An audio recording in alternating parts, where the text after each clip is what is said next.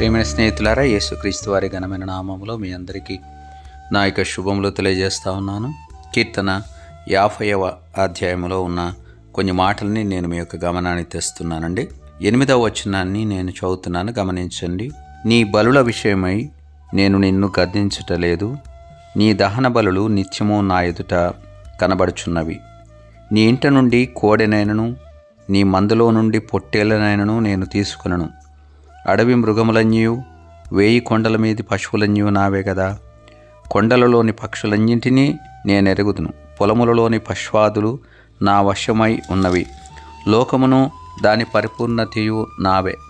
నేను ఆకలిగొనను నీతో చెప్పను. ఇక్కడ ఇది ఆసాపు గారు రాసినటువంటి కీర్తనగా చెప్పబడతా ఉంది. ఇది దైవ ధ్యానంగా భావించబడతా ఉంది. దేవుడు ఇశ్రాయేలు వారిని వారి యొక్క బలుల నిమిత్తము ఆయన వారిని గద్దించడం లేదు. దేవుడు అంటున్నాడు, మీరు అర్పించే దహన బలులు నిత్యము నాకు కనిపిస్తూనే ఉన్నాయి. అంతేకాదు 1000 కొండల మీద పశువులన్నీ కూడా అవి నా వశములో ఉన్నాయి. లోకములో ఉన్న పశువులు పక్షులన్నీ కూడా దేవుడే కలగజేసినవి. వాటన్నింటినీ ఆయనే నిర్మించి వాటిని ఆయనే నిర్వహిస్తున్నాడన్న విషయాన్ని దేవుని వాక్యం మనకు గుర్తు చేస్తుంది. కానీ దేవుడు మన నుండి ఏంటి అని అడిగితే, మనము 14వ వచనంలో మనం చదివినట్లయితే, దేవునికి స్తుతియాగము చేయుము, మహోన్నతునికి నీ మ్రొక్కుబడులు చెల్లించుము.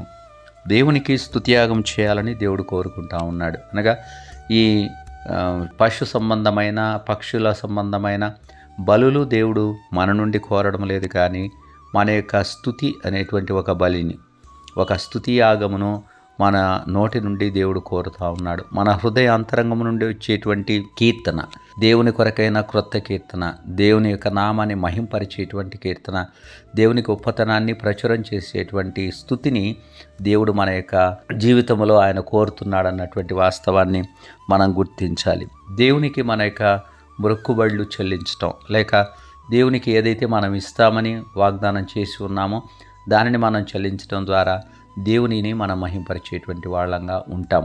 కాబట్టి యాంత్రికంగా దేవుని మనం స్తుతించడం కాదు, కానీ హృదయపూర్వకంగా దేవుడు మనకి ఇచ్చినటువంటి కృపను బట్టి, దేవుడు మనకిచ్చిన ఆరోగ్యాన్ని బట్టి, దేవుడు మనకిచ్చిన రక్షణను బట్టి, దేవుడు మనకిచ్చిన జ్ఞానాన్ని బట్టి, దేవుడు మనకిచ్చినటువంటి వస్తువాహనాలను బట్టి, సంపదను బట్టి, ఉద్యోగాన్ని బట్టి, కుటుంబాన్ని బట్టి, ఆరోగ్యాన్ని బట్టి, వీటన్నిటిని బట్టి ప్రభువును మనము ఎల్లప్పుడూ స్తుతించవలసినటువంటి వారంగా మనమున్నాము. అది యాత్రికంగా కాకుండా హృదయపూర్వకంగా మన యొక్క ఆత్మ నుండి వచ్చేటువంటి స్తుతిగా ఎప్పుడైతే ఉంటుందో అది దేవునికి అంగీకృతంగా ఉంటుంది అన్న విషయాన్ని దేవుడు గుర్తు చేస్తున్నాడు.